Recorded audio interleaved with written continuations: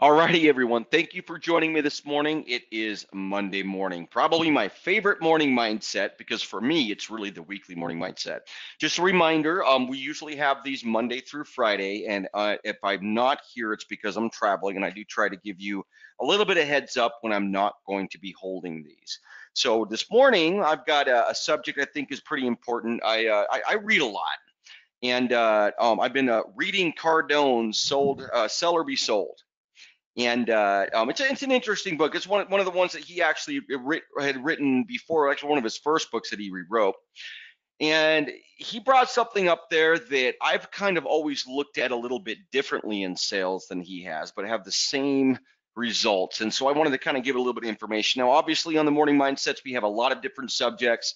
Sometimes it's about personal development, organization. Today, we're going to talk a little bit about prospecting and sales. So get out a pen, get out a notebook, make some good notes, and let's use this to make the day that we have here really count. So today's morning mindset topic is always be in agreement with your prospect. People buy from those they agree with. Now, this is a difficult one in a lot of ways because that seems like an easy statement. It's something that should come naturally. And in his book, he'd even talked about how, like, when you're going to a family reunion, you always gravitate to the family members that you agree with the most, that you have most in common with, right? And he even mentioned that in life, between men and women, opposites attract to a degree, but really in business, it's like attracts like. And so I want to talk a little bit about this and in some of the experience that I have in understanding the process a little bit in this agreement ideology. So I've done a lot of discovery calls. I've been a lot of sales calls. I closed a lot of contracts. And I always follow a three-step process to every single discovery sales call. It doesn't matter what it is. And some of this will be evident to you, but this is a way of getting into very strong agreement with your prospects.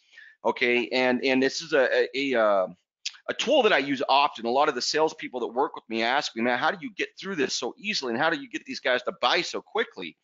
Well, there's a lot to this model. There's a lot to how this works, okay?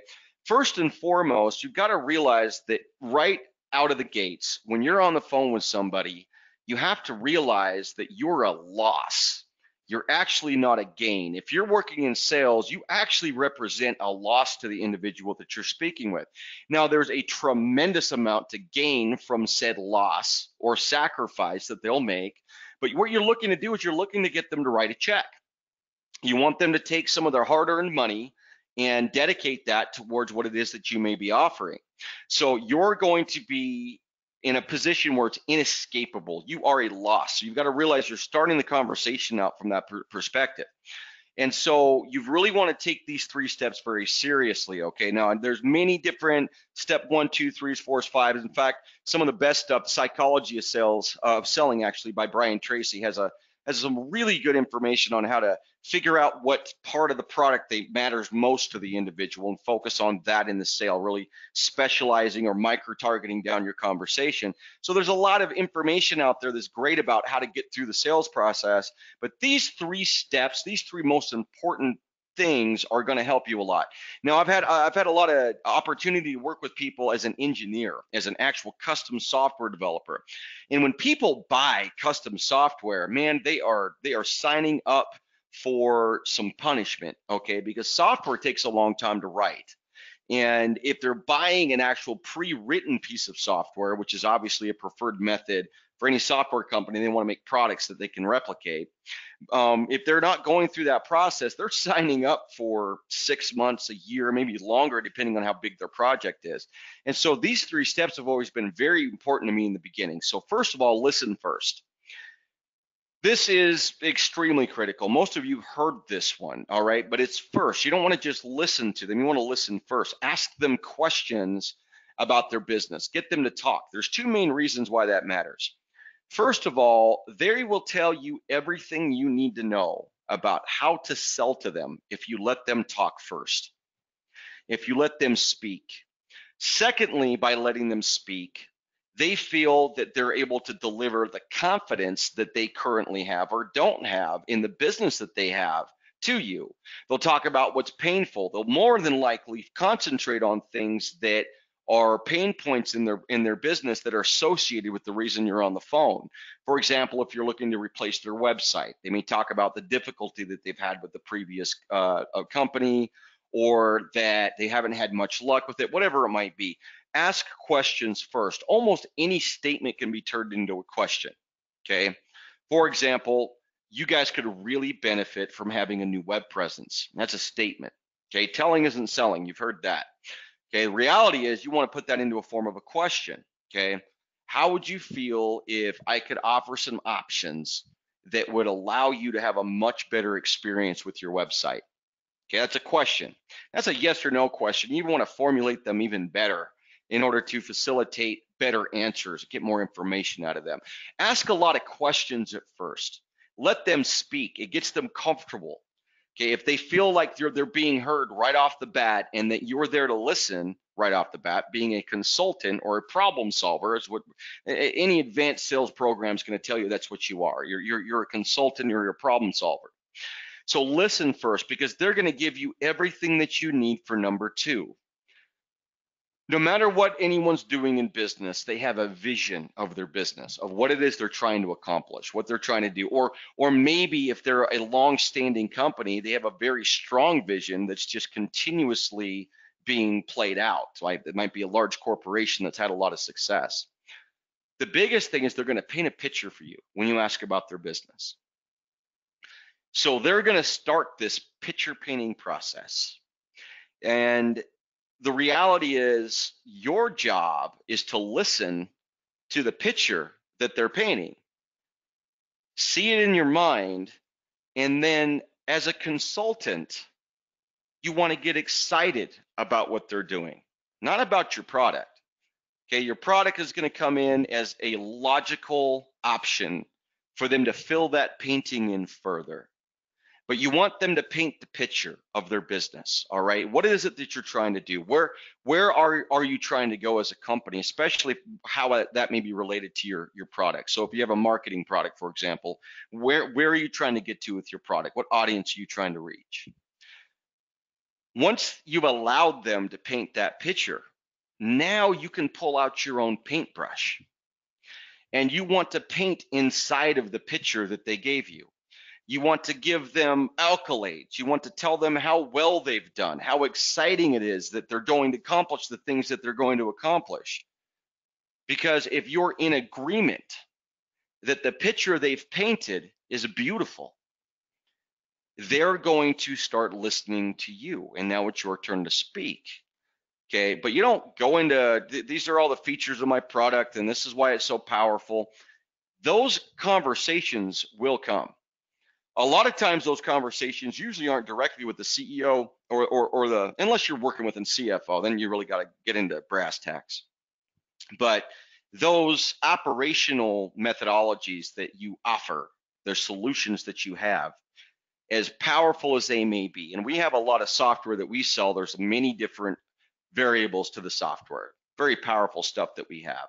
But you got to listen to what it is that they're trying to do. You got to listen to the picture they're painting of the future of their company, the vision that they have as operators. And then you need to pull out your paintbrush and you need to help them finish the painting, right? Happy little trees, nice little blue sky, right?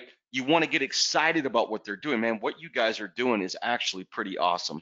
It seems like you've got some good track. Here's some suggestions that I might have on how you guys are working and where we might be able to help you. Don't get right into the product model that you have. Okay, great. Thanks for telling me about your business. Let's go into the demo. And now you're just selling and selling, telling. What they want to know is that you are in agreement with them, that the effort that they have been making and the difficulty that they've had as a business, because running a business is difficult. Okay, I always like to liken the CEO of a company as someone who's standing on a cliff looking into an abyss of the future. A lot of hope, a lot of expectations, a lot of confidence that the direction that they're going is going to grow into something bigger. But still many unknowns. It's a ravine. And so you want to help paint the picture of their business, not sell the product that you offer. That opportunity will automatically, if not instantly, show up where you start to paint parts of that picture of their business in where your solutions can make what they're trying to accomplish more realized.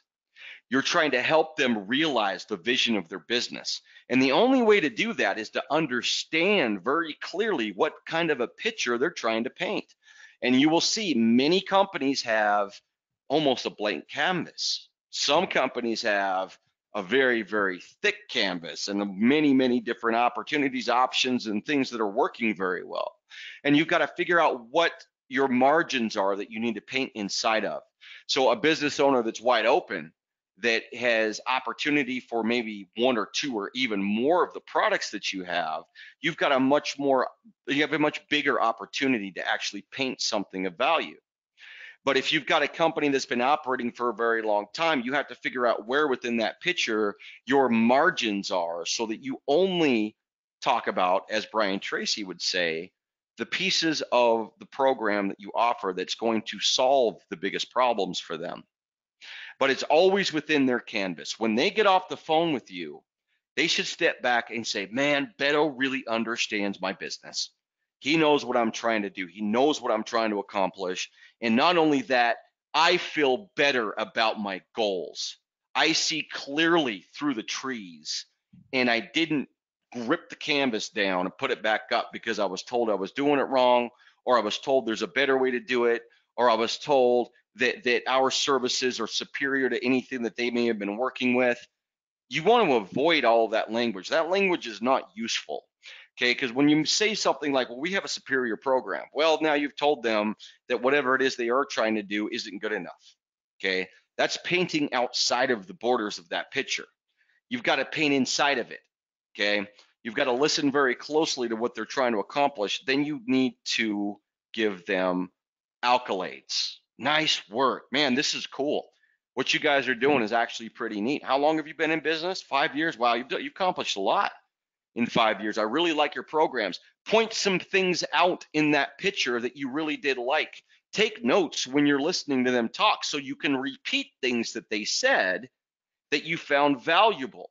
Now, obviously, what you don't want to do if they've got things that you know are somewhat of a mistake, let's just say, number one, you don't tell them that. But number two, those aren't the parts of the painting that you focus on, okay?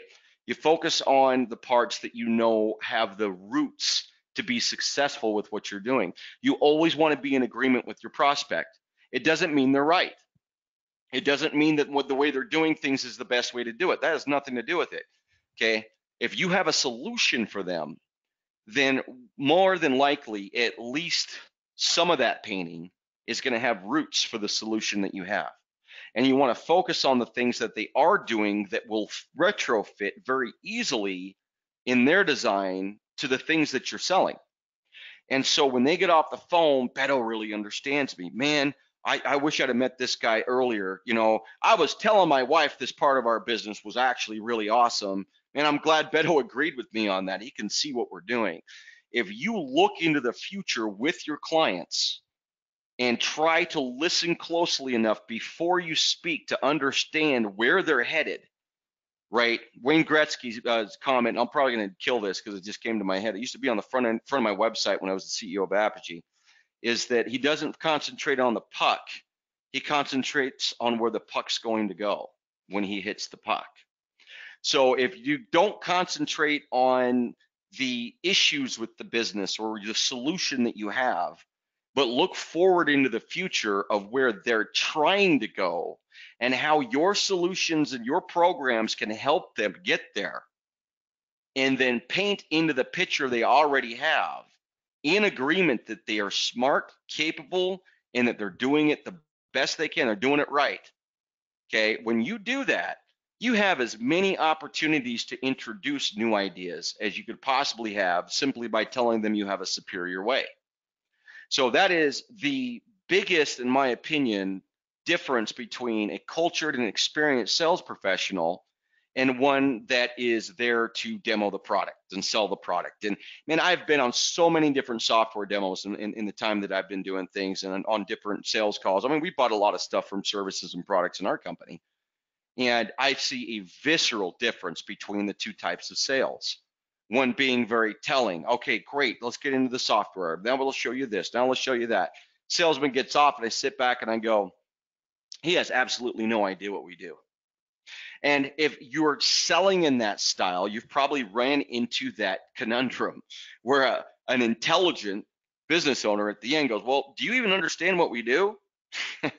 Now, one of the things, of course, I tell all my salespeople, study their website, get a hold of their materials, know who they are before you talk to them. That doesn't help you still, okay? Because that could have been written by an agency. That might have been the content writer in their company that's hired to do those things. You have to listen to the business owner tell you what they're trying to accomplish and what the vision of the company is. Okay, that is where you're going to learn every piece of how you close the deal. Because if they're like, oh man, Beto's calling me back, or I've got another meeting with Beto at 3 o'clock next week, I can't wait. Okay, I got off the phone with Beto and I feel better about what I'm doing. I haven't even bought anything from him yet. Okay, we got into some basics of how he might be able to operate with us and actually really save us some money, make us some money, improve our processes, and we've got a big demo coming up with him where we really get to learn what they offer. But he's in agreement with me that what we're doing is really amazing, and the decisions that we've made are valid. They need validation that what they're doing is working. Okay, and doesn't necessarily mean it won't work way better and that they might make a lot more money and do much better because your service and products are initiated into their company, but they've got to have that mindset with you as a salesperson well before you actually get into demonstrating why what you have is going to make such a difference in their company. Okay, so always be in agreement with your prospect. People buy from those that they agree with. All right, and it is a psychological fact. You move away from people you disagree with or that have contention. You move towards people that you're in agreement with. Use that as a tool. Get excited about what they're doing, okay? And when it comes to your product, be very logistical. Okay, oh great, yeah, well now let me show you and talk to you about how I can actually add value to what you guys are trying to accomplish, may even be able to help you realize your vision further. I'm excited to show you these things. But thank you for sharing the information with me about your company. I've loved learning about new companies. I love seeing entrepreneurs out there really making it in the space. And if they're a picture that's very, very open and there's many ways that you can brush strokes in there, or if it's a very tight picture and there's only a few places that you can add value, you still want to treat either of those opportunities as something of high value and agreement. Okay, so hopefully you learned something today. Thank you for jumping on the morning mindset. Again, these are about 10 to 15 minutes. I've actually been trying to figure out how to get them to 10 minutes so I can put them up on LinkedIn, but I've failed to do that a few times. I pulled it off today. Thank you for joining me. I will be here. I do think I've got a meeting tomorrow, and it should be in the schedule, but Wednesday for sure we'll have our mindset. And I think Wednesday, Thursday, and Friday are all open. So join me on Wednesday. Thank you for joining me here this morning. And these are actually posted up to our Facebook page as well if you want to review them later. If you're a member of our actual sales team, we're planning on putting these in the back office as well. If you find value in them, I suggest you review them. Hopefully you took some notes, but again, biggest thing, it's morning. I've been here since 4, so it's almost midday for me. But let's get going. Let's make something happen today. Make your biggest goal right now to look at the end of the day, look back and say, I made more steps towards the goals that I have, and I can show that and prove that that's what I did today. So let's make it a good day. Let's get fired up, and let's get out there and make some stuff happen.